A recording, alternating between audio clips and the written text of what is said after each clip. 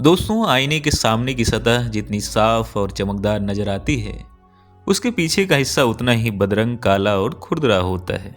Artificial intelligence startup mindful AI lab की को founder और सीईओ सूचना सेठ की जिंदगी भी उसे आईने की तरह थी, आगे से चमकदार और पीछे से भयावह कालिमा समेटे हुए।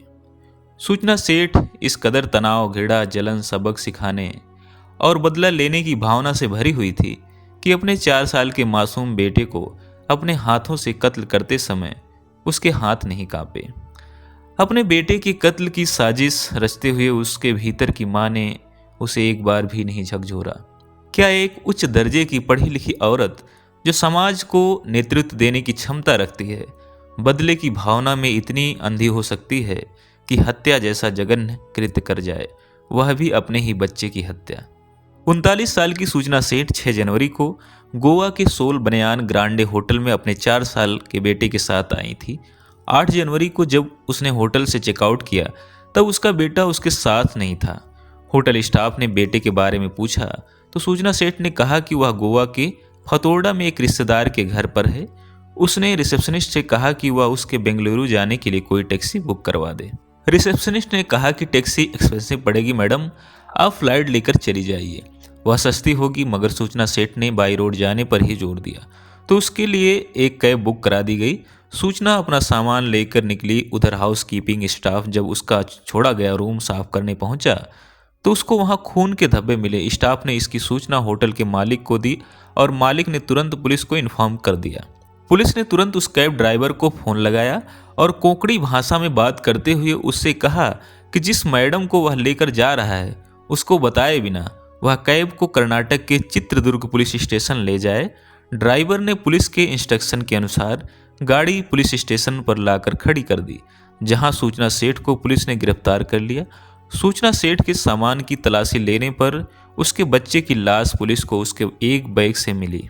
सूचना सेठ ने अपने बच्चे की हत्या क्यों की, इस सवाल के जवाब में जो कहानी निकल कर आई वह एक ऐसी औरत को सामने लाती है जो एक तरफ बहुत पढ़ी लिखी, मेहनती, सेल्फ मेड, नेतृत्व क्षमता से भरपूर, उद्योग जगत की अति महत्वाकांक्षी और समाज में अपनी हैसियत रखने वाली निर्भीक औरत है, तो वहीं दूसरी तरफ वह सामाजिक और पारिवारिक चक्रव्यूह में फंसी, तनाव, गुस्से, अपमान, नफरत, झगड़े, कानूनी पचड़े में घिरी औरत, जिसके अंदर अपने पति से बदला लेने का लावा उबाल मार रहा था, जिसके चलते उसने अपने बेटे को मौत की नींद सुला दिया। हत्या की वजह जानने से पहले सूचना सेठ के एजुकेशन क्वालिफिकेशन के बारे में एक बार नजर डालते हैं।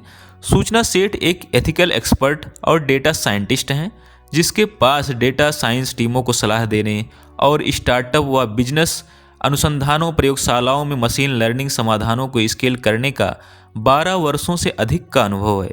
वह एक एआई एथिक्स सूची में 100 प्रतिभाशाली महिलाओं में से एक है।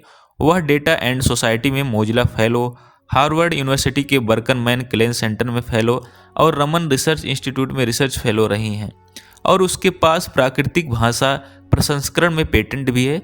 ऐसी प्रतिभाशाली लड़की की शादी वर्ष 2010 में वेंकट रमन से हुई, जो एक एआई डेवलपर हैं।